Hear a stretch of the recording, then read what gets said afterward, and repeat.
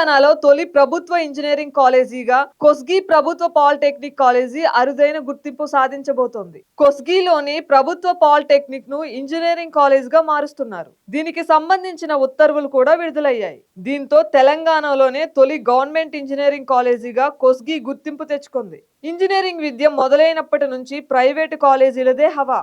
యూనివర్సిటీల్లో ఇంజనీరింగ్ విభాగాలు ఉన్నా కూడా అవన్నీ క్యాంపస్ లో అంతర్భాగంగానే ఉంటాయి. జేఎన్టీయూహెచ్, ఉస్మానియా, మహాత్మా గాంధీ యూనివర్సిటీల పరిధిలో ఈ కాలేజీలు ఉన్నాయి. పని గట్టుకుని ప్రభుత్వ రంగంలో ఇంజనీరింగ్ కాలేజీలను ఏర్పాటు చేయలేదు. అయితే తొలిసారి సీఎం రేవంత్ రెడ్డి ఆ ప్రయత్నం చేస్తున్నారు. తన సొంత నియోజకవర్గమైన కొడంగల్లోని కొస్గిలో ప్రభుత్వ పాలిటెక్నిక్ ను ఇంజనీరింగ్ కాలేజ్ గా అప్గ్రేడ్ చేయించారు. వచ్చే విద్యా సంవత్సరం నుండే ఇక్కడ ఇంజనీరింగ్ ప్రవేశాలు ఉంటాయి. తెలంగాణలో జిల్లాకో మెడికల్ కాలేజీ ఏర్పాటు చేసి చరిత్ర తిరగరాసింది బీఆర్ఎస్ ప్రభుత్వం. ఎన్నికల ప్రచారంలో కూడా ఆ అంశాన్ని హైలైట్ చేశారు నేతలు.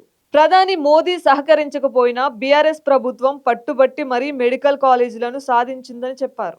ఇప్పుడు సీఎం రేవంత్ రెడ్డి విద్యా విభాగంలో తనదైన ముద్ర చూపెట్టాలనుకుంటున్నారు. ప్రభుత్వ రంగంలో తొలి ఇంజనీరింగ్ కాలేజీని తన నియోజకవర్గంలోనే మొదటగా ఏర్పాటు చేశారు. ప్రస్తుతం ఇక్కడ ఉన్న పాలిటెక్నిక్ కాలేజీలో 3 బ్రాంచులు ఉన్నాయి. ఇంజనీరింగ్ లో కూడా వాటినే కొనసాగిస్తూ మరో 180 సీట్లు అందుబాటులోకి తీసుకొచ్చారు. కొత్తగా బీటెక్ డేటా సైన్స్ కోర్సులను ఇక్కడ అందుబాటులోకి తెస్తారని తెలుస్తోంది. కొస్గిలో ఏర్పాటయ్యే కాలేజీ జేఎన్టీయూహెచ్ కు అనుబంధంగా ఉంటుంది.